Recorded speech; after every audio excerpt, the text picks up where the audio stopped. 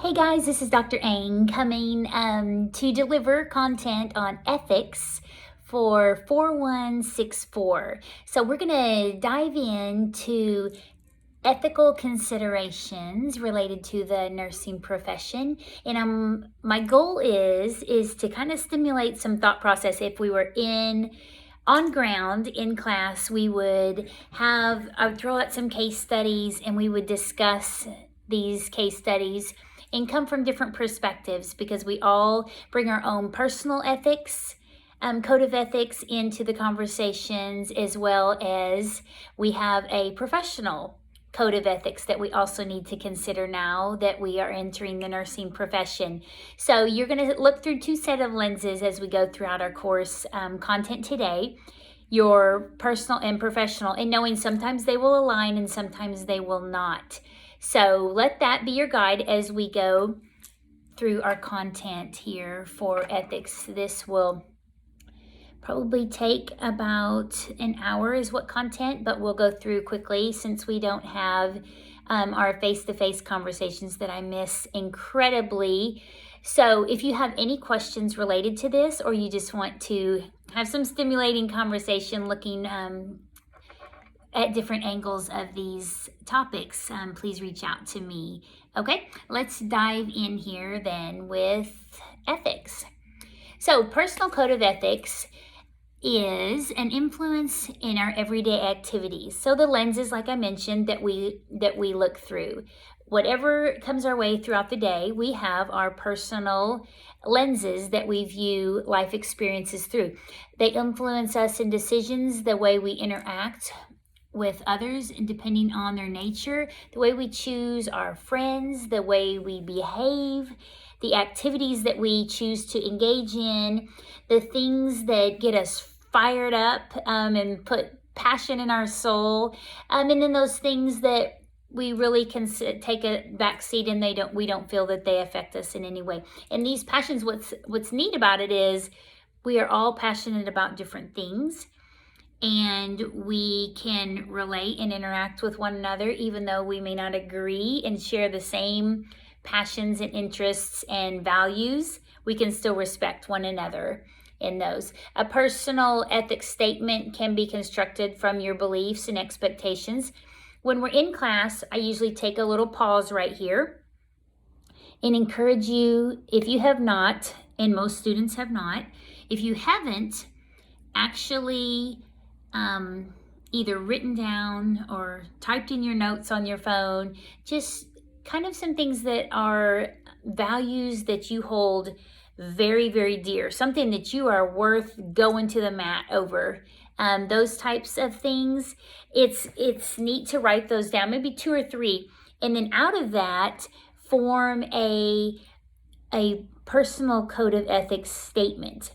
Like, this defines me in a nutshell, things that I am passionate about. I am passionate about human life. I am incredibly passionate about equality. I need to know that everyone is treated fairly, and I will fight for those who aren't. Whatever these things are, they kind of become what drives us and what we're going to what gets you up in the morning and what you're thinking about when you go to bed at night, these kinds of things. Think about it. You can either pause right here and kind of jot some of those down, or you can just at least tuck it away and be mindful of that. And I say this because these lenses are how you see life. And although, yes, you are a nurse and you're going to be also looking through the code of ethics defined by our profession, you're also always going to have on those personal lenses, and it's a great thing if it aligns. But what are you going to do when it doesn't align? If I take care of a patient that I know has been accused of child abuse, and I know down in the PICU, pediatric intensive care, that child is fighting for their life, and now I'm up on an adult floor providing care for someone that has been accused of causing that pain and suffering for that child. My personal views, if I let them enter in, my personal perspective is going to make me not want to deliver proper care for possibly this gentleman or the father to that child. So you'll see you'll get kind of wedged into some things where this does not feel comfortable because this does not align with my personal code of ethics. But my professional code of ethics says I need to deliver care and everyone is deserving to have proper and optimal care. And then I will support that. I will support optimal outcomes for this person regardless of the reason that they're there or the reason that their child is there or all the outliers. I can put that aside and not be judgmental, but go into that room and with dignity provide optimal care to the best of my ability, regardless, knowing in the ethical principle of justice that there's justice for all, including someone that may be accused of a crime that I don't agree with and I have strong feelings about. So if you don't have that statement, I encourage you to just to be in tune. I think a lot of us know what we're passionate about, but actually writing that down, there's something about that. That's why when we are in class, I like you to walk out of this class with a personal ethical statement that you can just be aware of the specific aspects of that. So let's see. So this is something that I feel is very important. This is even something that I like to pass on to my kids. Watch your thoughts because why they become our words. Watch our words because they become our actions. Watch our actions because they become habits. And then our habits become our character. And our character then ultimately becomes our destiny. So it's those small steps. It's the things that we think that become what we say, becomes what we do. And what we do over time, it becomes habit. And then that becomes just basically our character and who we are. So we want to be mindful of that. ANA, Code of Ethics. If you go on the ANA website, I also have a link here on the slide that you can take directly to, but know how to access this on your own. And you should review this from time to time just to know the provisions that are related specifically to the Code of Ethics. Because this is, as a professional nurse, when I walk into an institution, a hospital, and I'm ready to care for my patients, yes, I do have my personal Code of Ethics perspective, but I somewhat have to check that at the door. And that's very difficult for some people. And there are certain environments, because I feel so strongly about certain aspects and certain things, that it would not be a good fit for me to work in that environment. And you'll kind of see that. If there are things that you consistently, they just don't fit well and set well with your soul and your perspective, then maybe you need to look at a different area or a different institution that has different beliefs. So just knowing that those align, but be aware of the ANA Code of Ethics. That is our golden rule, and you'll see those provisions. What is the difference between ethics and law? Ethics are concerned with values and beliefs of individuals, so it's more personal. These are my specific set of values and beliefs, and regardless of what situation I'm in, what environment I'm in, what comes my way, I will own these specific set of values and beliefs. Sometimes they change. Sometimes as we get older, they may slightly shift. You may have a certain set when you're a child in your parents' home, or your caregivers may speak into that and help formulate a certain set of values and beliefs. But then as you transition and you come into young adulthood and you're filtering through why you believe what you do, then you come more to an individualized set. And then usually, although they can still shift, this will kind of stay true to you and your character and who you are. So they're individual values and beliefs. That's specific to ethics. On the other hand, law, that's rules and regulations as more of a society as a whole. So that's a bigger picture. So ethics, values and beliefs for me, values and beliefs for you individually. Law, then is rules and regulations that apply across the board to a bigger society as a whole.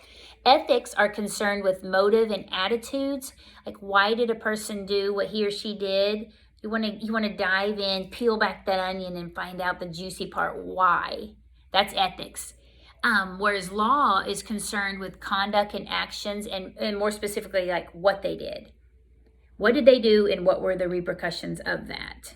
Okay, we don't need to crack inside that nut and figure out what they were thinking and their motives and why they did it. But law is more so what was the offense or what happened.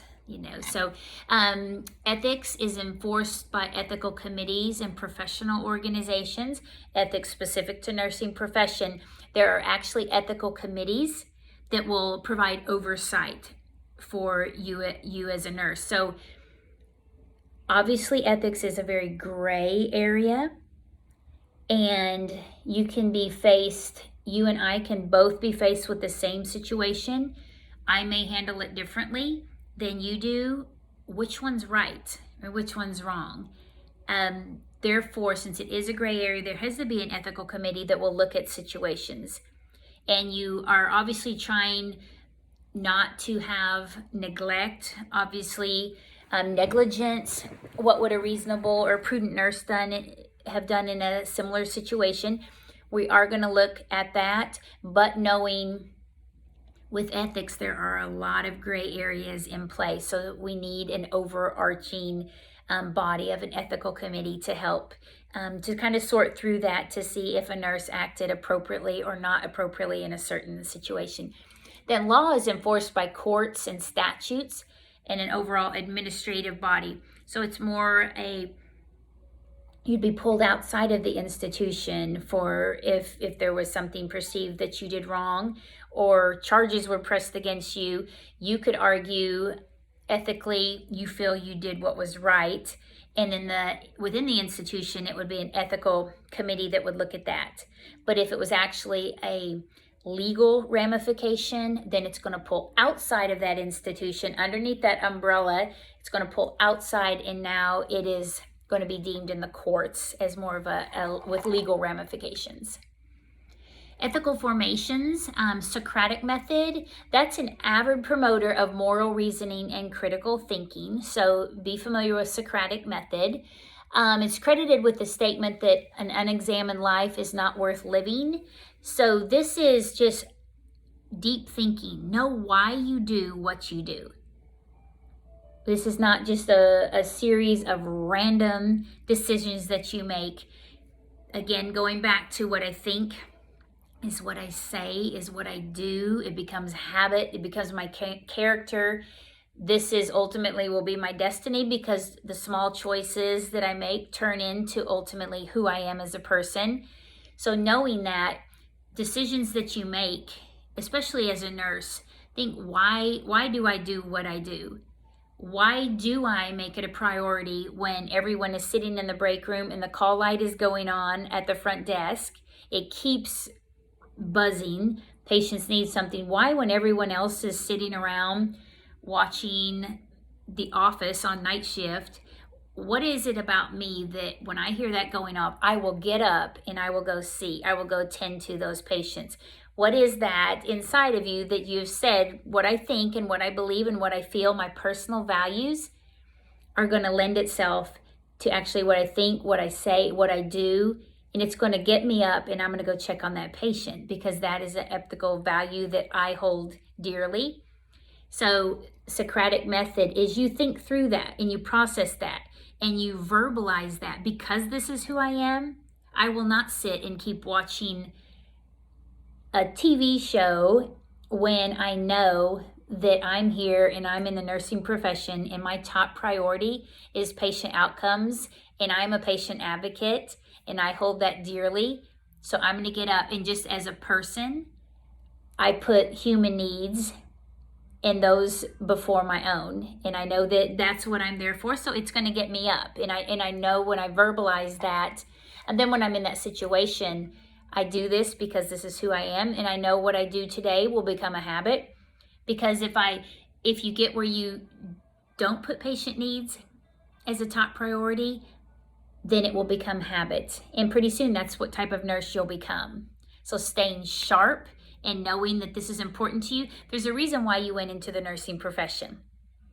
And if it has anything to do with helping and human needs, you want to keep that and verbalize, that's important to me. Therefore, I will always stay sharp with this, because that adds to a culture that when people walk on that unit, or I put a nursing student on that unit, they love being there because they can sense that. So just small things that you think in your mind, things that you say, things that you do, and then your character can contribute so much to the nursing profession. Values. What values do you have, and what values make a strong nurse? And can I have, maybe I didn't even realize this was a value to me, but when I think it through and I peel back that onion, I say, yes, this is definitely what kind of nurse that I want to be. And a lot of times maybe thinking of it in the sense of, what kind of nurse do I want taking care of me if I'm laying in the bed? If the roles are reversed, what do I want to look up at? I want a dependable nurse. I want to know that if he or she says they're going to go get my pain medication, that they show up in a timely manner. If they tell me something, they're going to do it. Reliable, very, very similar. I know I can count on this person. That's where we get our reputation of being the most trusted profession, is because we're reliable. They're loyal to their patients. I'm going to be there and I'm going to make sure, or you can get the nurses that this is my patient and they're back. I want to take care of them. I love this family. I love this patient. I'm loyal to them too. Even though they come back and they have other needs, I want to be a part of reaching those goals, regardless of if it may be more work for me, whatever it is. They're loyal to their patients. Committed to their profession. We are committed to our profession and doing the very best we can to contribute to optimal outcomes for our patients. For me personally, faith is a value that I hold dearly. Some people that may not be a big thing, but I know that when I practice as a nurse, I'm looking through a set of lenses that is faith-based. Not so for everyone, and I realize not even for my patients won't come from the same perspective, but just verbalizing and knowing that is important to me, helps with my ethical decision making. And then honesty. It's difficult as a nurse, especially a peds nurse, it's difficult not to say, Johnny, you'll be fine. You'll be out of here in no time. You'll be just fine, because I know I'm getting off my shift and I know some pending bad news may be coming for them. I can though say, I'm here. What can I do? How can I help? I can invest 100% with a positive attitude, and I can go the extra mile for Johnny without giving false hope, and I can still stay honest. Don't tell a patient that they'll be fine, or that they'll be back if they say that they have a game and they don't want to miss it and it's on Saturday. Oh, you'll be fine. You'll be at that game. Don't you worry about it. You don't know that. So don't give us a false sense of hope with anything, whether it's diagnosis or discharge. I'm sure you'll be out by noon. No, you don't know that. And we all know how things go. You most likely won't be out by noon. So just keeping that, where offering hope and offering companionship and support and all the things that you can, but don't offer false hope that would lead to a feeling of, I can't trust you. I don't feel you're honest, so I can't trust you in this moment. And for me as a pediatric nurse, that is so, so very important.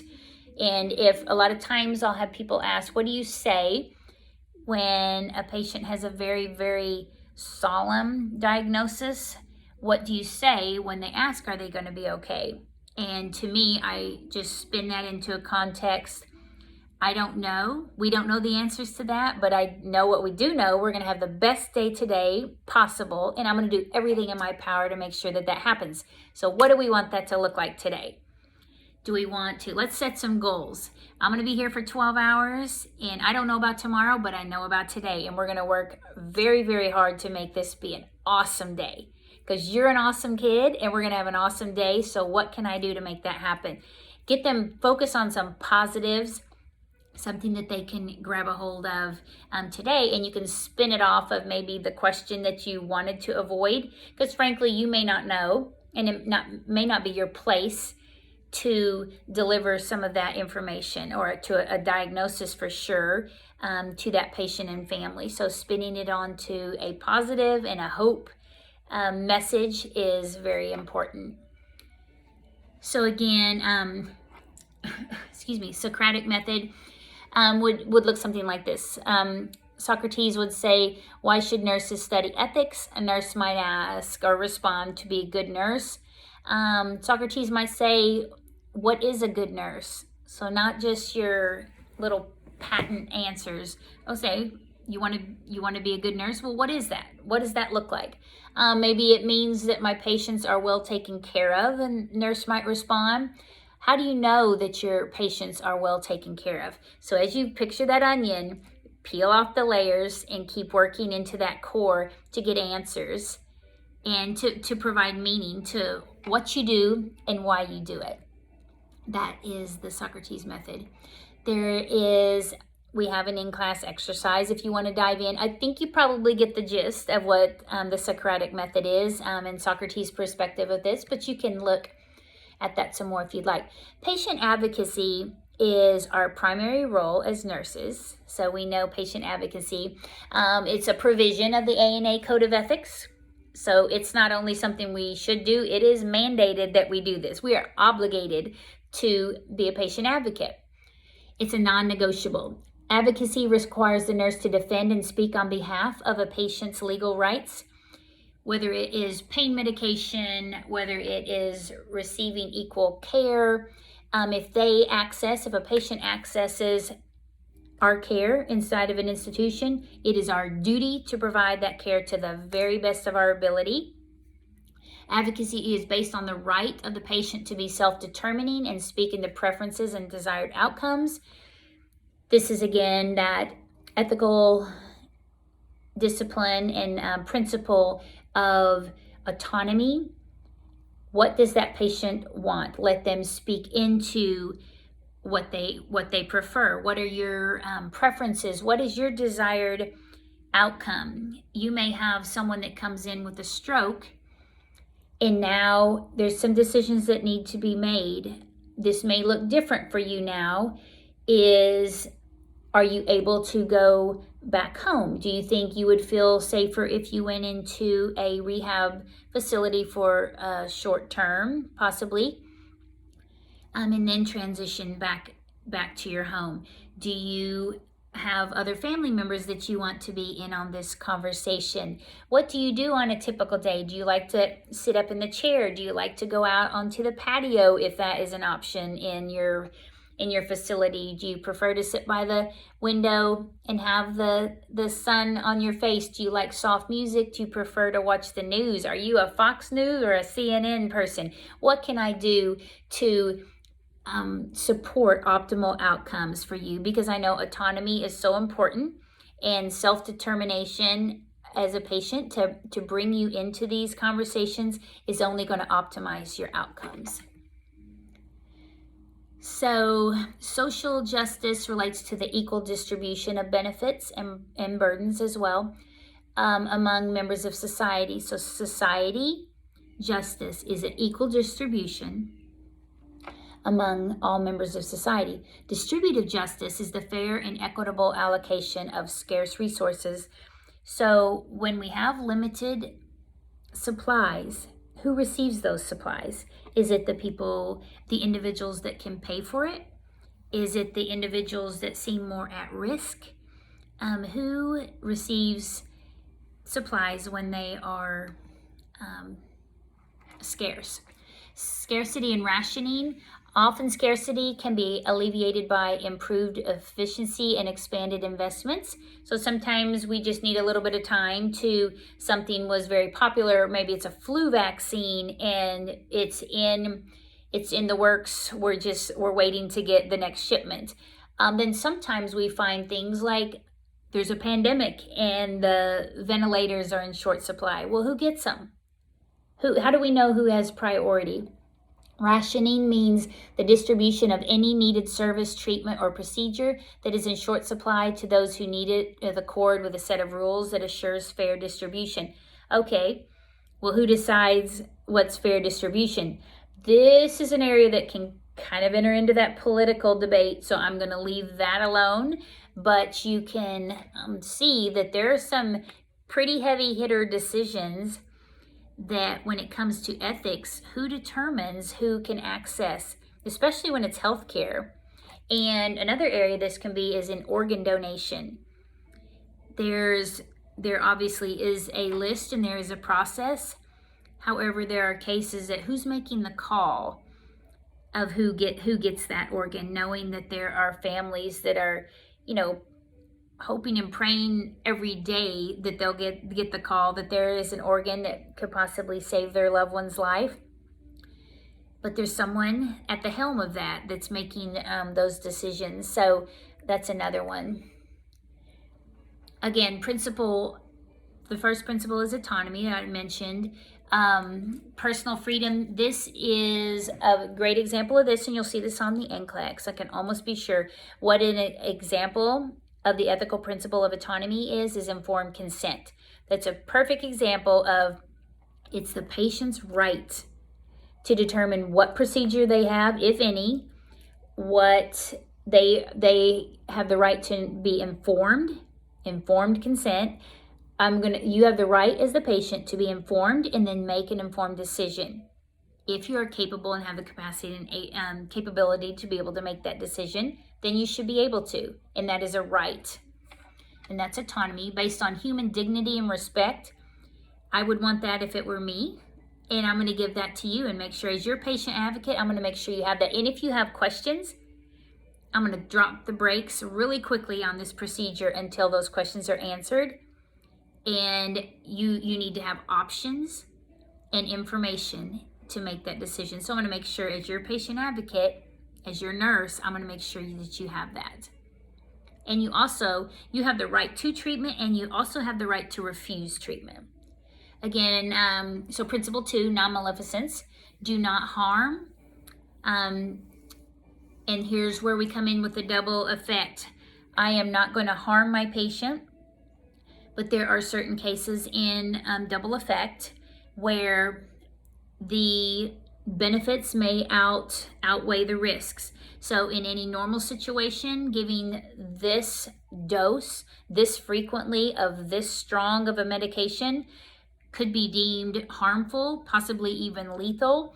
But in this particular case, given the stage that this person is with their diagnosis, this has been prescribed, and I have discussed this with the provider, and I am aware that there are risks involved, but with this specific situation and this patient, and knowing they've been, and possibly family members have been involved in the conversations, this medication will be administered because I don't want to harm my patient, and having them in prolonged pain, uncontrolled pain, is actually harming that patient, because that's an emergency situation to that patient to just sit in prolonged pain.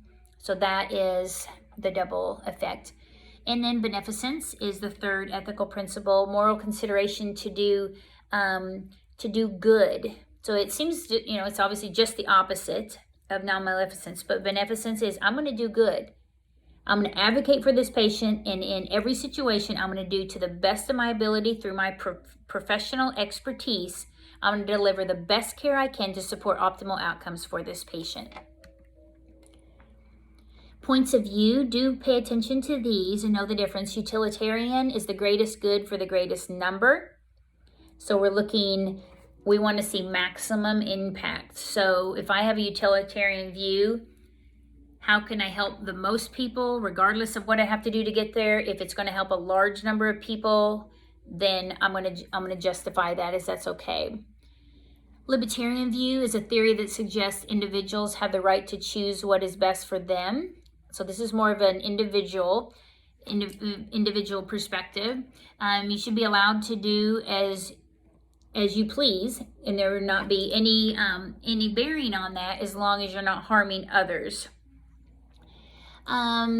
egalitarian view, everyone is entitled to equal rights. So just think of equal. Everyone should receive the same and be treated the same. So these are 3 points of views related to ethical principles.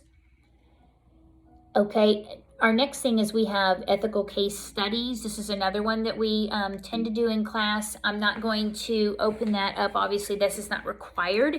It is a good idea, though, to kind of read through them. I have them copied. They are on Harvey. It's kind of a rough copy, but you'll get the gist. Let me give you a couple of highlights of some of them here, just for you to kind of picture yourself. This is a little bit more like role play. Think about it. I want you to imagine yourself in the situation and in the midst of an ethical dilemma before it happens. Then you can think, oh yeah, my personal ethical lenses, I'm seeing through those, and how does that affect, and do they collide with my professional code of ethics? And do they collide? Because that's going to be difficult. It's always nice when they mesh, and a lot of times they do mesh, but just knowing your values and beliefs are going to help. So here's a couple of the ethical dilemmas that we have. We have one that if you have a psychiatric patient in for behavioral health, you're on the night shift, and saying it's the night shift always adds to the drama of the ethical dilemma. I'm not sure. But if you have them on the night shift, you have a patient that you've taken care of several times, and now this particular Mrs. Johnson has been assigned to a different nurse. It's a traveling nurse that happens to be there, and this is a patient you've taken care of, and you know there gets that sundowners phenomenon going, and she gets a little restless in the evenings. But when she's properly medicated and she has her routines, she can be totally manageable. However, if her routine is shifted at all, she can become more agitated. So you observe this taking place when you're charting at the desk. You see the travel nurse that is changing up schedules based on his or her desires for that evening, or they're trying to catch up on something else because they're studying for a class and they're kind of letting some things fall. And you notice Miss Johnson's getting more and more agitated. And you see her come out of the room. She's trying to get help. She's called out. That travel nurse is not, in your mind, meeting the needs of that patient and putting that patient first. And you kind of softly say, give some suggestions. I've taken care of Miss Johnson before, and I think as long as you get her medications on time and you help her get down for the evening in her normal routine, she's normally fine and she won't give you any problems the rest of the night. But you notice she continues. That nurse puts off the needs. You notice the patient, Miss Johnson, continues to get agitated. Now she's in the hall yelling, causing a commotion, starts to come to the desk very, very agitated, comes a little aggressively to that nurse, verbally aggressive. So in the midst of that nurse gets up, and it ultimately ends in restraining that patient, Mrs. Johnson. And knowing that could have been avoided, they restrain the patient and then call the physician for something much stronger. And you hear the conversation of the travel nurse on the phone to the provider, and you know that's not in any way how that transpired. And to be restrained and then basically knocked out for the night is not in the best interest for that patient. And you've witnessed this, and this doesn't set well with you, with your values and your beliefs, either personally or professionally. You don't think that was appropriate. So what do you do?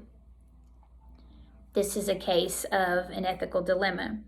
You try to speak up, you try to advocate, and now you see a patient that you don't feel is being treated appropriately and supported.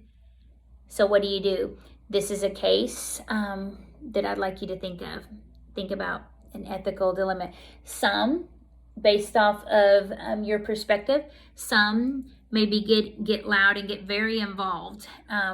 Invest yourself in there to just do it yourself.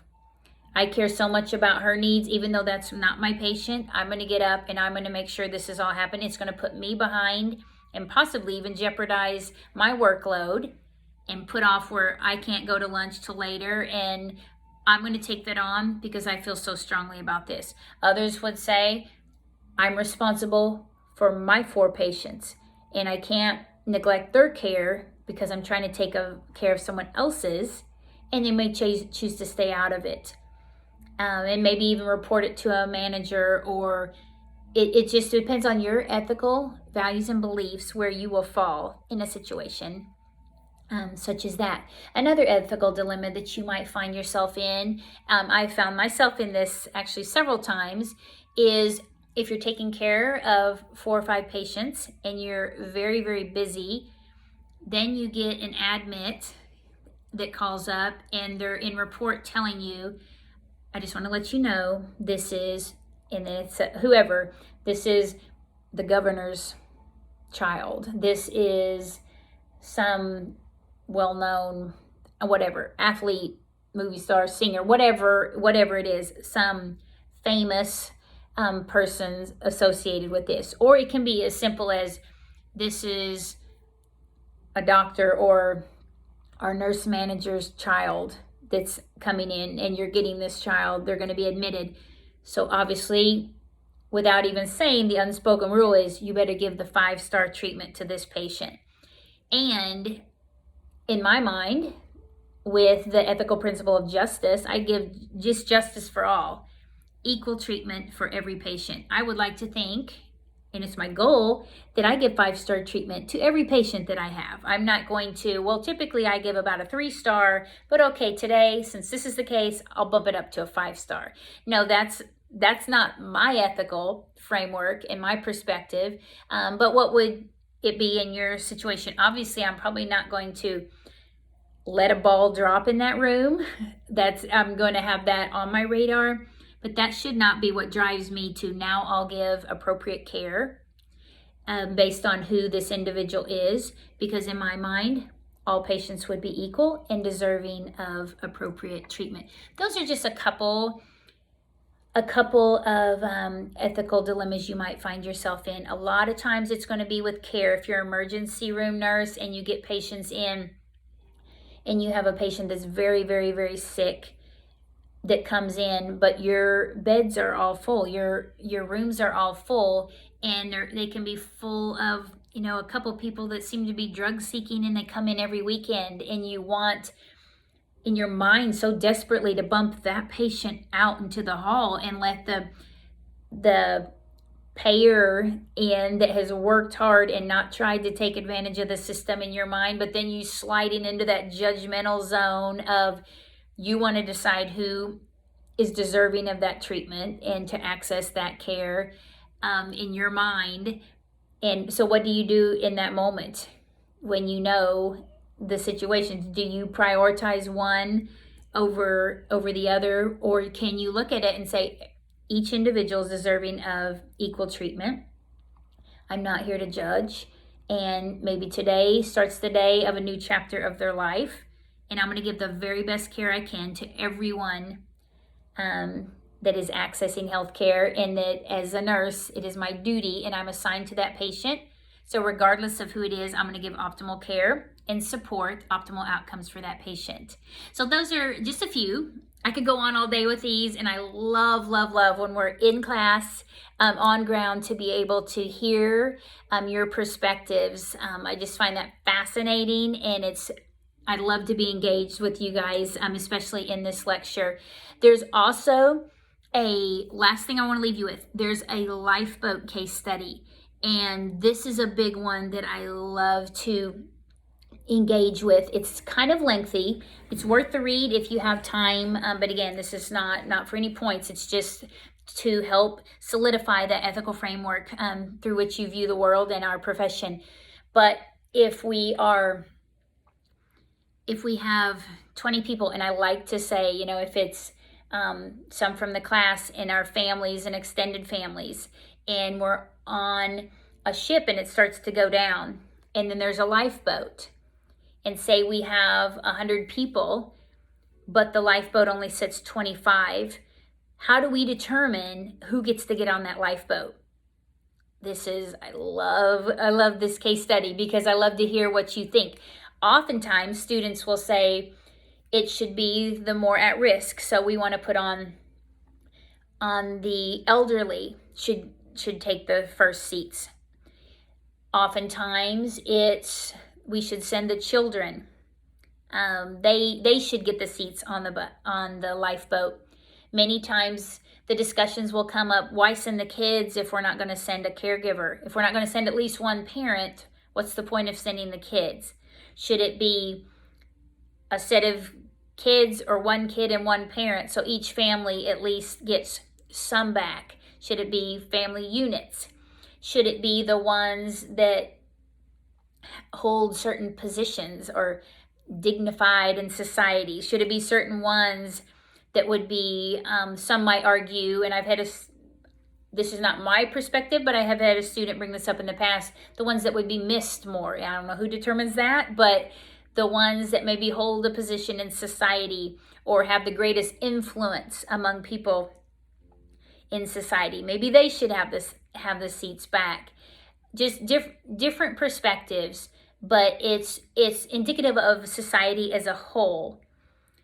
We can't, it's also similar to, do we let everyone into our country? Do we have the means and the resources to take care of everyone that wants to come in the country? Or do we lock down and we take care of the ones that are in our country already, the citizens of our country?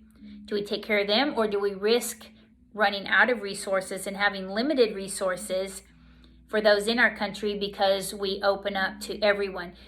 That's another thing with the lifeboat analogy. Do we let everybody we can possibly get on, even though there's 25 seats?